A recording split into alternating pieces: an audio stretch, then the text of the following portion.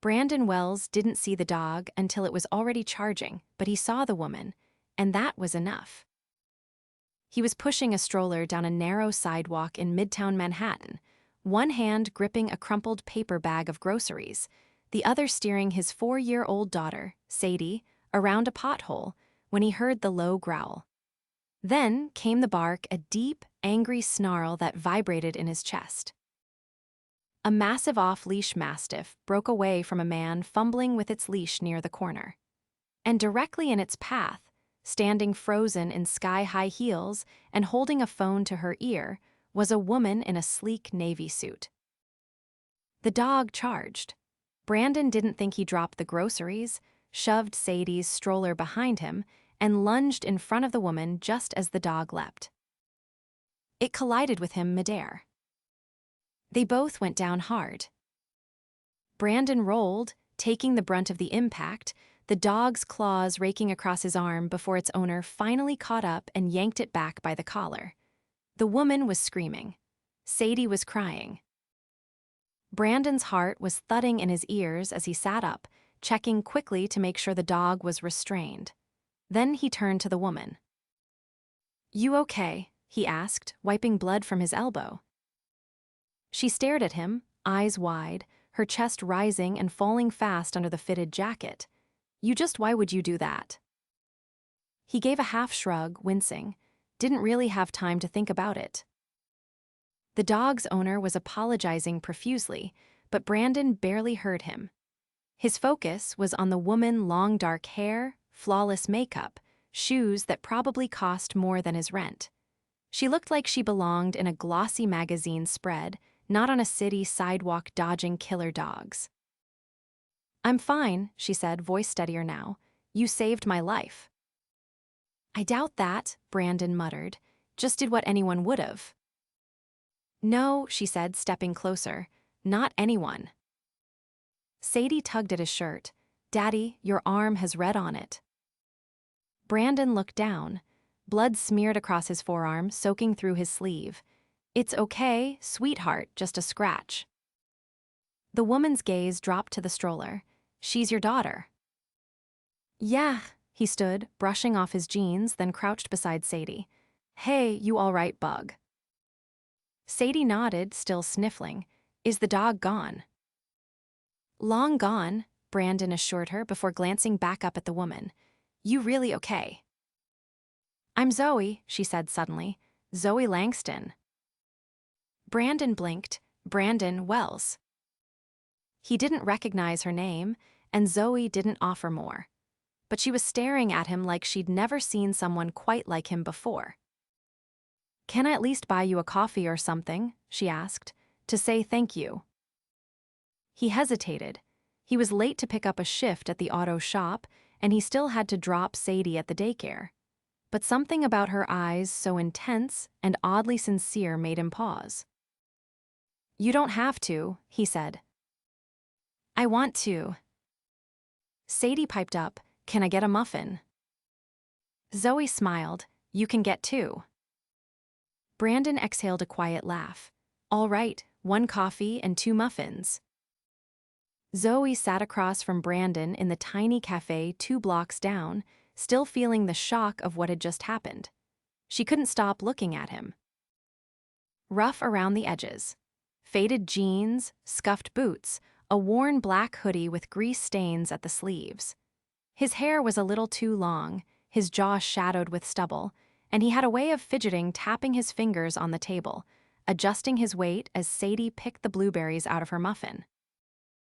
But he was kind, attentive, and that moment when he threw himself in front of her, without a second thought, it was still echoing in her chest. "What do you do?" she asked. He wiped his mouth with a napkin.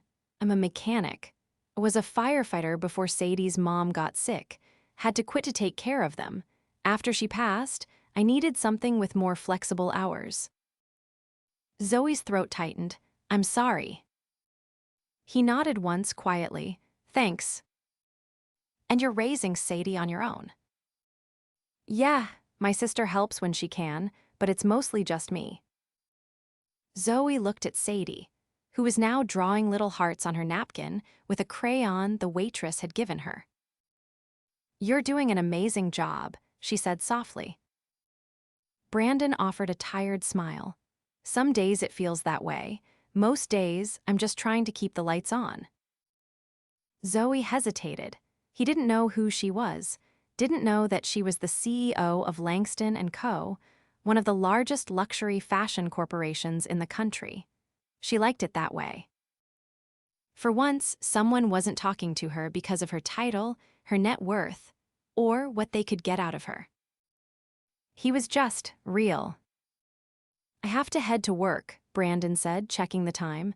"But thanks for the coffee." "Thank you," she said, standing as he buckled Sadie back into the stroller. He paused at the door. "I'll probably regret asking, but would it be weird if I gave you my number?" Zoe blinked. "You want to give me your number?" "Unless that's creepy," he added quickly. I'd like to see you again." Zoe's heart fluttered. "It's not creepy." He scribbled his number on a napkin, handed it to her, and gave her a nod before heading out the door. Zoe stared at the napkin for a long moment. She didn't know what had just happened, but something in her chest had shifted. And she wasn't ready to let it go. Zoe didn't call him for 3 days. Not because she didn't want to, she did repeatedly. Her hand hovered over the napkin tucked into her purse more times than she was willing to admit, but every time she reached for it, something stopped her. She wasn't used to not being in control.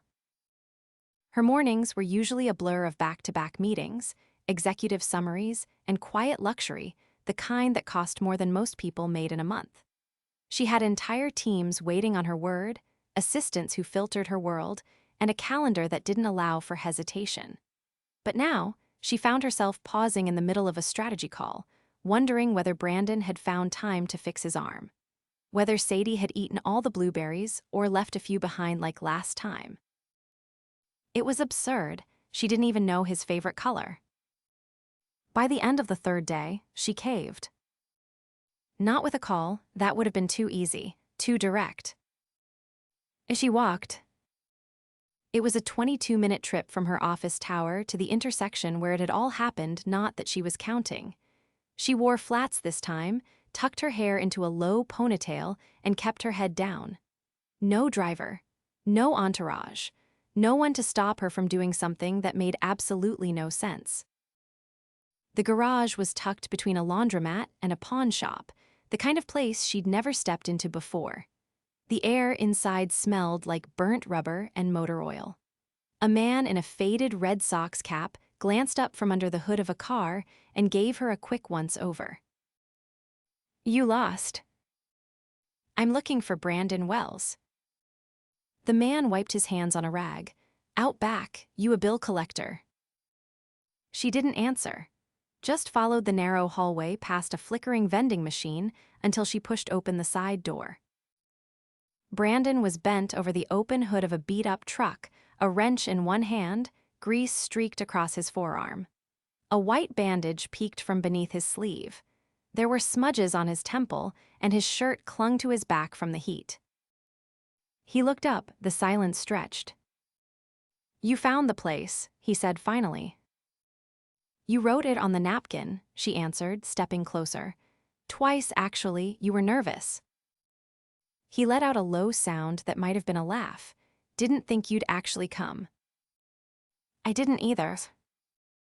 He leaned back against the truck, wiping his hands. "You came here in that suit." "It's not a suit, and yes." He looked at her for a long moment. "You're not like anyone I've ever met." She didn't flinch. "Neither are you." He nodded toward the bench propped against the wall. "You wanna sit?" She did. The bench creaked under her but held. Brandon sat beside her, careful not to let his clothes touch hers. "I kept thinking about that day," Zoe said. "Not just the dog, everything." He didn't look at her. It was a weird day. "You threw yourself in front of a stranger." "So did you. You bought my kid 2 muffins." Zoe turned to him. That's not the same thing. He finally looked at her. You're right, muffins don't leave scars. Her gaze dropped to the bandage. Is it bad? It's healing. They sat in silence for a beat. The sounds of the city felt muffled back here, as if the garage existed in a separate world.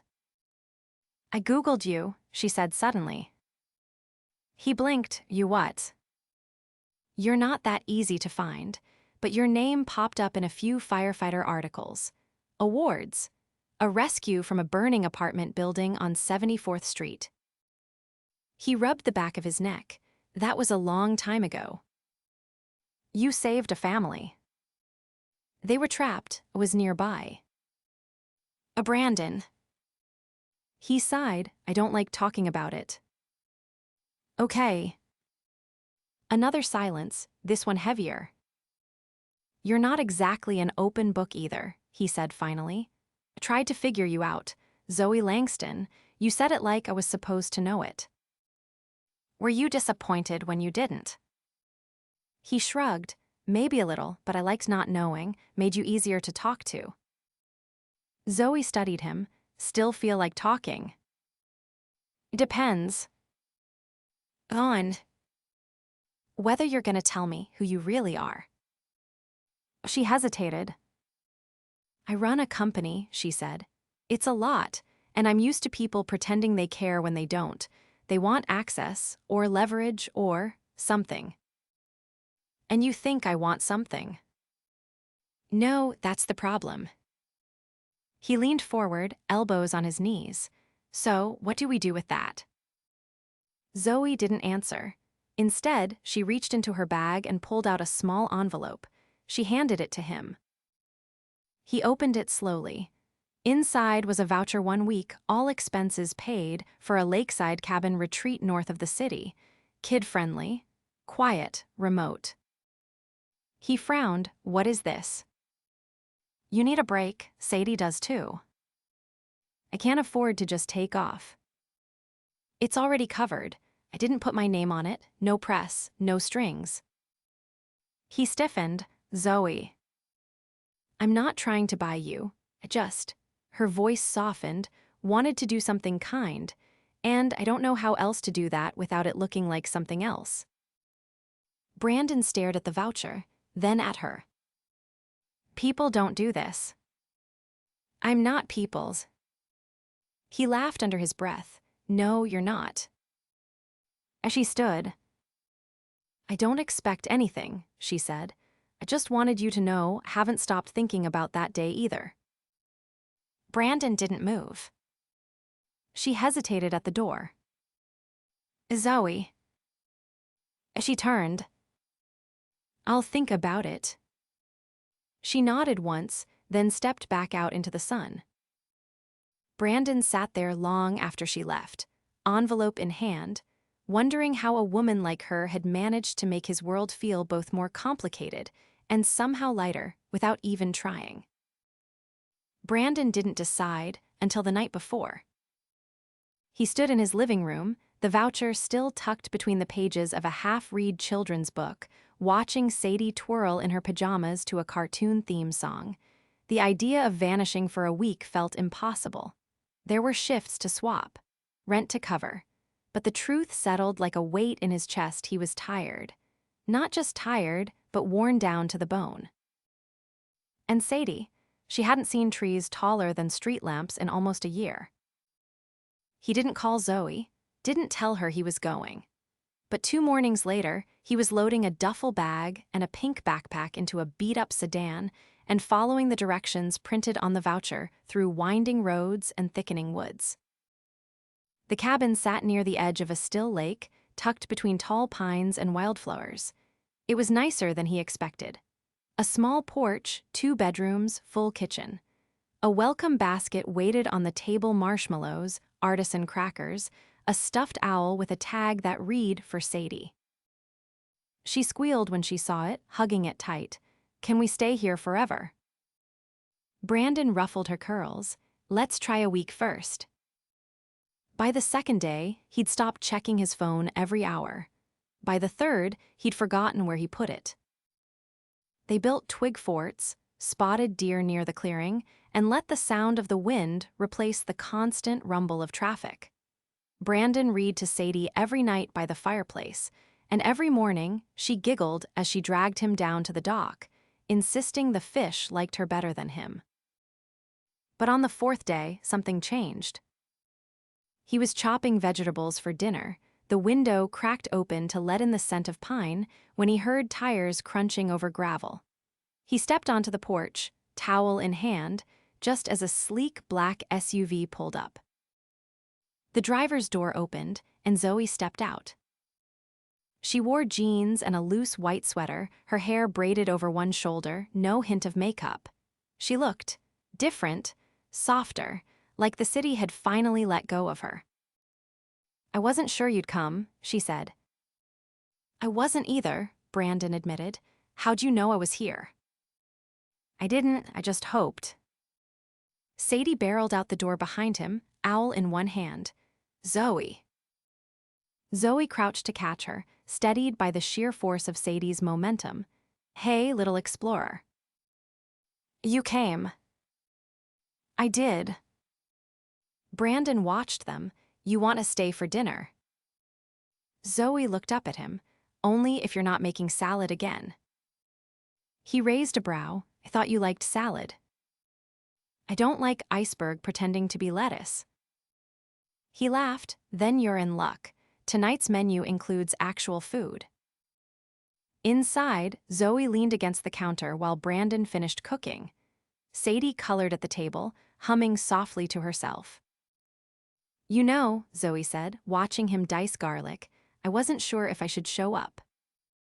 I wasn't sure I'd open the door." "But you did." "I did." She crossed her arms, voice gentler. "Why?" Brandon set the knife down. "Because you gave me a place to breathe. And Sadie, she needed this more than I even realized." Zoe glanced at the little girl, who was now singing to her owl. "She's extraordinary. She's everything." He poured sauce into the pan, the scent of rosemary and lemon filling the space. "You didn't have to come." "I know. But I'm glad you did." After dinner, they sat outside with mugs of cocoa. Sadie had fallen asleep on a blanket after roasting exactly 3 marshmallows, one of which she dropped entirely into the fire. Zoe tucked her legs beneath her, watching the stars pierce through the darkening sky. "I've always hated quiet." Brandon leaned back in the Adirondack chair. "Why?" "It makes me feel like I'm missing something, like the world's moving and I'm not." "And now?" She looked at him. "Now it feels like maybe I've been running in the wrong direction." He didn't answer right away. "Then, you ever wonder what your life would have looked like if one thing had gone differently?" "Every day." They sat in silence for a few minutes, the fire crackling low between them. Zoe broke it first. "There's a gala next week, for the Langston Foundation. It's black tie, overpriced champagne, people talking in circles." "Sounds awful." "It is, but I want you to come." He turned to her. "Me, in that crowd." "I don't want anyone else." Brandon looked down at his hands, calloused and stained. "I don't belong in that world, Zoe." "I don't belong in it either. Not really." "You built it." "And now I want to build something else, something real." Sadie stirred in her sleep, murmuring nonsense against the stuffed owl. Brandon watched her for a long moment, then looked back at Zoe. "I'll come," he said, "but only if there's real lettuce." Zoe grinned. "Deal." They didn't kiss, not yet. But something passed between them more solid than words, a promise wrapped in quiet understanding. And for the first time in a long time, Brandon felt like the ground beneath him wasn't shifting. It was steady, and she was standing on it with him. The moment Brandon stepped into the ballroom, he knew he didn't belong there. The chandeliers glittered like constellations above a sea of polished marble and gowns that shimmered like starlight. A string quartet played somewhere near the back, and the air buzzed with quiet laughter and the clinking of crystal. He adjusted the cuffs of the tailored black tuxedo Zoe had sent him boxed with care and delivered with no note, just a small card addressed to Sadie's hero. He hadn't known what to say to that, he still didn't. Beside him, Zoe moved like she'd been born into this world, graceful, poised, her hand lightly curled around his arm. But she wasn't holding herself the way she had when he first met her, like armor. Tonight, there was something different in her posture, something open. "You don't have to pretend to like it," she said under her breath as they passed a table of men discussing overseas investments. "I'm not pretending," Brandon answered. "I'm exactly as overwhelmed as I look." She smiled, and this time there was nothing guarded in it. "Just stay close. Half of these people are harmless. The other half are waiting for someone to say something quotable." "Do I look quotable?" "You look like a man who makes everyone else feel like they're made of glass." Before he could respond, a tall man in a deep navy suit stepped into their path. His eyes flicked from Zoe to Brandon, then lingered. "Zoe," the man said smoothly, "didn't expect to see you with a date." She didn't hesitate. "Brandon, this is Trevor Langston, my cousin." "The one who tried to buy out your board seat last year?" Brandon asked without missing a beat. Trevor's brows lifted. "You've done your homework." "I listen when people talk." Trevor's smile didn't reach his eyes. How quaint. Zoe's grip on Brandon's arm tightened slightly. "We're not here for that." "Of course not," Trevor said. "Enjoy the evening." He turned with a flick of his cuff and disappeared into the crowd. Brandon leaned closer. "That guy's a walking tax deduction." Zoe exhaled. "He's also part of the reason I wanted you here. This isn't just a gala, it's a declaration." "What kind?" "The kind that says, I'm not playing by their rules anymore." Before he could ask what she meant, someone tapped a glass at the podium and the music faded. All eyes turned to the stage as Zoe's executive director introduced her. Brandon stayed near the back as she moved toward the spotlight. She didn't look back at him. She didn't have to. Zoe stood tall under the lights, her voice steady as she spoke about the Foundation's initiative new programs for underprivileged families, scholarships for children of single parents, expanded community grants. But as she reached the end, her tone shifted.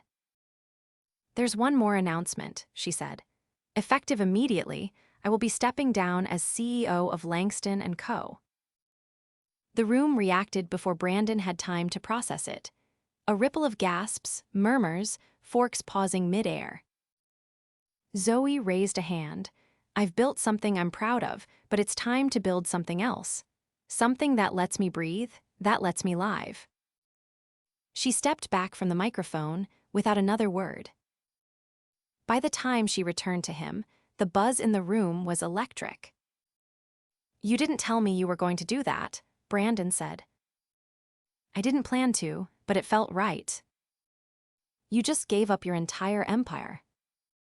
"I kept what mattered, the foundation, the people, the part that actually changes lives, the rest. It was starting to feel like a cage."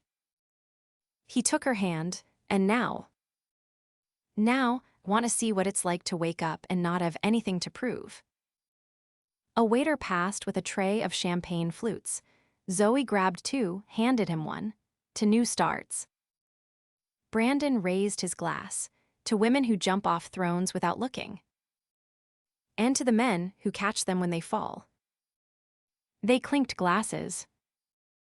Later, on the balcony, away from the noise, Zoe leaned against the railing, the city lights stretching endlessly beneath them.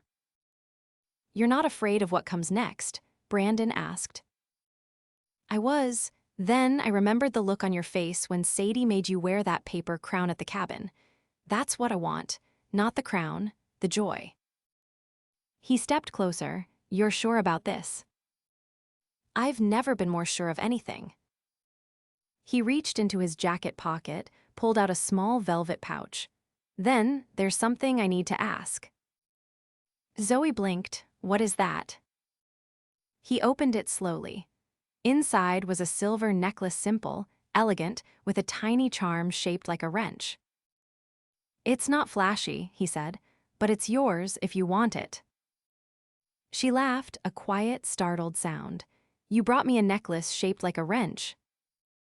You gave me a life I didn't think could have, and I'm still a mechanic. Figured you should have something that reminded you of where this started. She looked down at it, then up at him. Put it on me. He clasped it around her neck, his fingers brushing her skin. When she turned, he was already watching her. I want to be with you, he said. Not because I need saving, not because you owe me anything, but because you make everything make sense. Zoe touched the charm at her collarbone. I want that too. As the city moved beneath them, Brandon pulled her into his arms, and this time, there was no hesitation.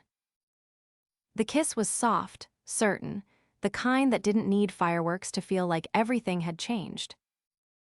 Somewhere inside, the music swelled again, but neither of them moved. They had found what they didn't know they were looking for in a city that never stopped moving, in a moment that finally stood still. And as the night wrapped around them, Brandon knew he hadn't just saved someone that day on the sidewalk. He'd found the woman who would save him right back. The snow had started falling just after midnight. Brandon stood barefoot in the kitchen of the cabin, watching the flakes drift past the window pane, his hand wrapped around a chipped ceramic mug as the firelight flickered behind him.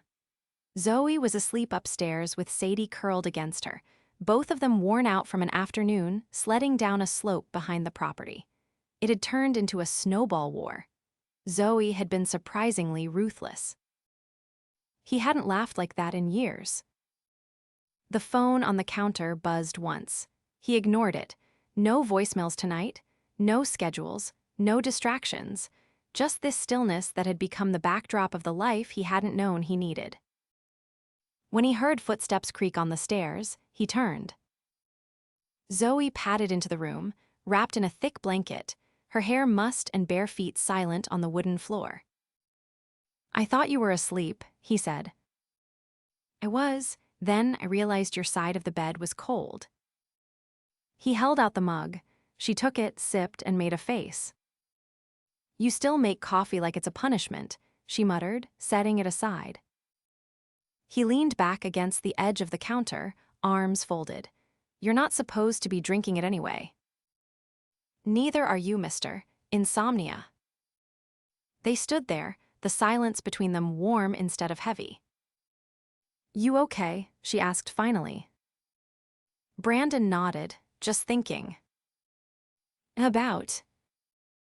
He hesitated, about what comes next. Zoe walked to him, her hand finding his without effort.